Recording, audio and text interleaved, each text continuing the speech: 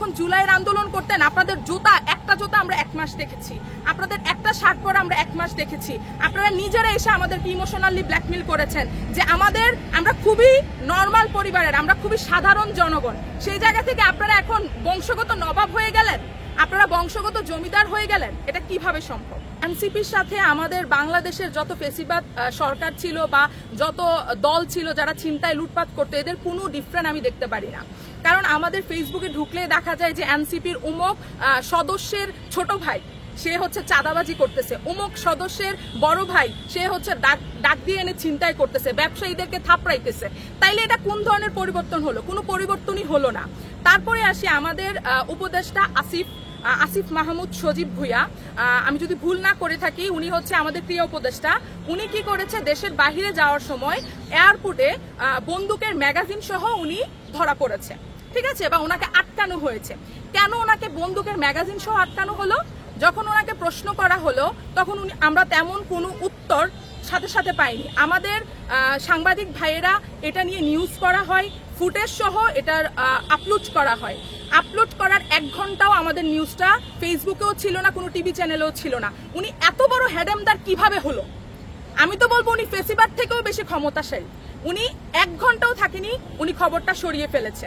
তারপর বাংলাদেশের মানুষ কিছুটা অবিশ্বাসী করছিল যে হয়তোবা খবরটা মিথ্যা, কিন্তু তখনই কি হলো, গোড়ায় গলদ দেখা দিল। উনি নিজেই নিজের পার্সোনাল প্রোফাইল থেকে পোস্ট করেছে যে আমার নিরাপত্তার জন্য, আমার পরিবারের নিরাপত্তার যখন আমার সাথে আইন শৃঙ্খলা বাহিনী থাকে না তখন এটা আমি ব্যবহার করি। তো আমার প্রশ্ন হলো, আপনি কিভাবে 27 বছর বয়সে আপনি একটা পার্সোনাল বন্দুক ইউজ করতে পারেন? আমাদের বাংলাদেশের নিয়ম হচ্ছে 30 বছরের আগে আপনি কোনো লাইসেন্সকৃত বন্দুক আপনার কাছে রাখতে পারবেন না। এছাড়াও আমাদের নিয়ম আছে যে বিগত 3 বছর যাবত আপনি যদি কর দিয়ে থাকেন 3 লক্ষ টাকা করে, তারপর আপনাকে লাইসেন্স দেওয়া হবে। তো 3 বছর আগে যদি আমরা একটু ফিরে যাই, উনি ছিল সাধারণ জনতা, উনি ছিল সাধারণ ছাত্র এবং উনি ছিল খুবই খুবই দরিদ্র পরিবারের সন্তান, যারা আমাদেরকে বিভিন্ন ভিডিও বার্তার মাধ্যমে আমাদের রক্ত গরম করে দিত এমন বক্তব্য দিয়ে যে আমি সাধারণ ঘর থেকে উঠে আসছি, আমরা খাইতে পারি না, আমরা টিউশনি করে চলতেছি, এমন বক্তব্য দিয়ে ওনারা আমাদের ব্রেনটাকে ওয়াশ করেছে, আমাদের জেনজির ব্রেনটাকে ওয়াশ করেছে। সেই জায়গা থেকে আজকে ওরা বলতেছে যে আমি একটা লাইসেন্স করতেই পারি। আপনারা চাইলে আপনাদের নিরাপত্তার অভাব হলে আপনারাও করতে পারেন। বাংলাদেশ কি মগের মূল্য হয়ে গেল? আর ওনাকে দিছেই কে লাইসেন্সটা? আর উনি একটা সাধারণ স্টুডেন্ট ছিল, উনি সাধারণ জনতা ছিল। কই, আমি তো বন্দুক চালাইতে পারি না। উনি কখন শিখলো বন্দুক চালানো? উনি যদি সন্ত্রাসী না হয়ে থাকে, ওনাদের যদি কোনো প্ল্যানিংই না থাকে যে আমরা ভবিষ্যতে রাজনৈতিক দল গড়ব, তাহলে উনি কিভাবে শিখলো? তারপর ওরা আমাদের বাঙালির আবেগটা নিয়ে খেলা করতেছে।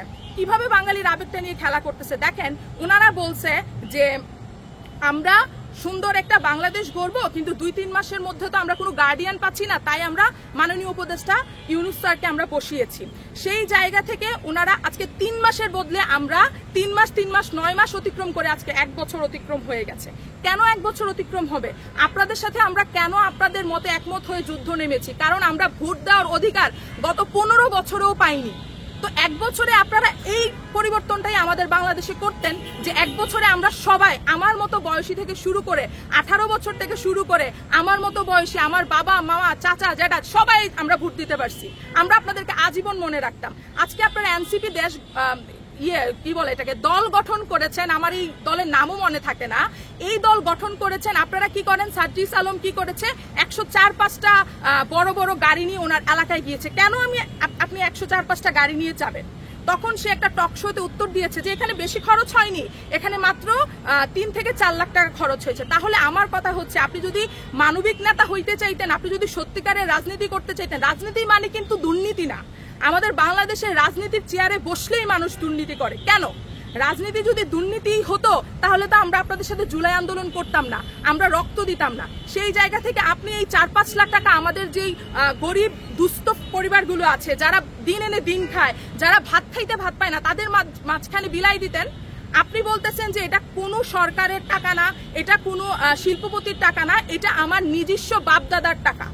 উনি বলতেছে যে উনার অঞ্চল থেকে যদি উনি এমপি ইলেকশন করে তাহলে যেইটুকু 3-4 লাখ টাকা লাগতে পারে, সর্বনিম্ন 3-4 লাখ টাকা, শুধু কোনো যদি 3-4 কোটি টাকা, 3-4 কোটি টাকা যদি কোনো কালো টাকা না উনি বিলায় তাহলে মাত্র ৩-৪ কোটি টাকা দিয়ে উনি এমপি ইলেকশন করতে পারবে। তাহলে আমার প্রশ্ন হলো উনি বলতেছে যে ৩-৪ কোটি টাকা সাপোর্ট দেওয়ার জন্য ওনার পরিবারই যথেষ্ট।